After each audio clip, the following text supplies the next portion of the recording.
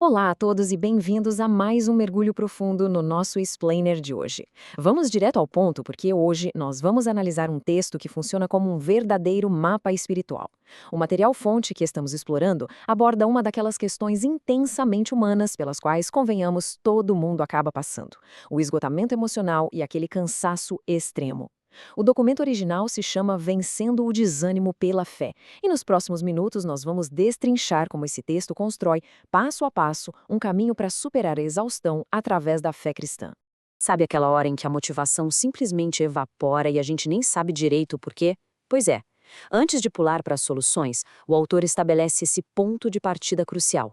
É muito pertinente observar como o texto não julga essa falta de ânimo de forma alguma. Pelo contrário, a leitura valida aquela sensação universal de vazio emocional, reconhecendo que perder as forças é uma etapa natural da vida de qualquer pessoa. O desânimo aqui não é tratado como uma falha moral, mas sim como um estado de fragilidade temporária.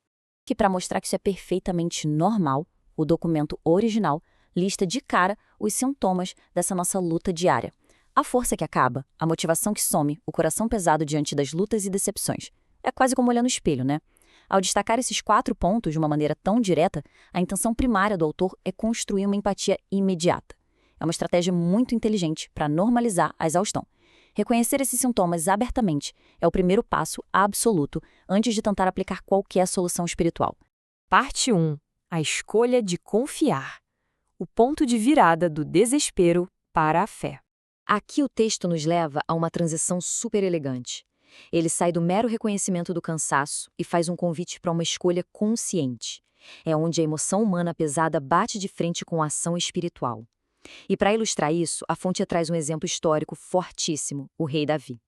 O material não pinta Davi como um super-herói inabalável, mas como alguém de carne e osso que enfrentou o que hoje, na nossa psicologia moderna, nós chamaríamos de uma profunda depressão emocional. O texto usa a história dele para provar que reconhecer a própria dor não significa de jeito nenhum que a pessoa precise se render a ela para sempre.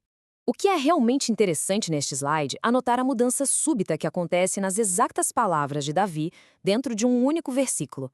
A primeira metade é pura angústia, não tem como negar. Por que estás abatida, ó minha alma? E aí, literalmente na mesma respiração, acontece o pivô, a grande virada de chave. Espere em Deus, pois ainda o louvarei. O autor original capta isso magistralmente para mostrar que o questionamento sombrio e a declaração de esperança mais luminosa podem sim coexistir dentro de nós ao mesmo tempo. O material, então, passa a se apoiar muito forte no conceito de esperar em Deus. Mas olha, tem uma sutileza teológica gigante aqui. A fonte faz questão de clarificar que essa espera não é cruzar os braços e ficar estagnado. Nada disso. É conceituado como uma escolha extremamente ativa, uma atitude vigorosa e intencional de confiar no tempo divino. Isso devolve o poder para as nossas mãos, mostrando que confiar em algo maior é uma atitude empoderadora, principalmente quando a carga do desânimo parece pesada demais para carregar. E para elevar a energia lá em cima, o texto nos apresenta essa promessa majestosa lá do livro de Isaías. Mas os que esperam no Senhor renovarão as suas forças. Percebem como o tom muda aqui? A mensagem afasta completamente a ideia de uma divindade passiva que só fica assistindo ao nosso sofrimento de longe. Pelo contrário, confiar nessa força atua literalmente como um canal para recarregar as baterias. É a garantia de que, diante do esgotamento total, as nossas reservas de energia podem ser renovadas numa fonte inesgotável. Isso ilustra brilhantemente o grande contraste temático do material. De um lado da balança, temos o cansaço do mundo, cujo objetivo central é imobilizar, estagnar, fazer tudo parar. Do outro lado, num contraste absoluto, temos a intenção do divino, que quer única e exclusivamente levantar, elevar e restaurar. Construir esse contraste na análise é fantástico porque ajuda a separar a natureza debilitante da exaustão daquela força restauradora, redirecionando o nosso foco para cima. Parte 2. O exemplo de Elias, um profeta em dor. Depois de montar toda essa base teórica, a narrativa joga na mesa o seu estudo de caso definitivo, onde a fragilidade humana colide com a graça divina. O autor introduz a história turbulenta de Elias. E por que ele é tão importante aqui? Porque Elias é um dos profetas mais gigantes e extraordinários da história. Mas o foco do texto não está nas vitórias dele, e sim no dia em que ele sofreu um colapso total. Ele afundou em um burnout tão extremo que o único desejo dele era jogar a toalha e desistir de tudo. Isso destrói de vez a ilusão de que ter uma grande espiritualidade isenta alguém do cansaço e do sofrimento. Dando uma olhada na linha do tempo dessa jornada, vemos no primeiro estágio o pico da vulnerabilidade, o momento de crise, onde surge o impulso de desistir. Mas o que vem logo depois é vital na visão do texto. A intervenção divina não aparece como um sermão severo ou uma bronca porque a fé dele balançou. Não. O texto ressalta que o divino ofereceu comida, repouso e cuidado prático. Foi exatamente isso que pavimentou o caminho para a restauração final, levantando aquela figura exausta para continuar sua jornada. Então, o ponto crucial de toda essa exploração é muito claro. Deus não rejeita quem está fraco, ele restaura.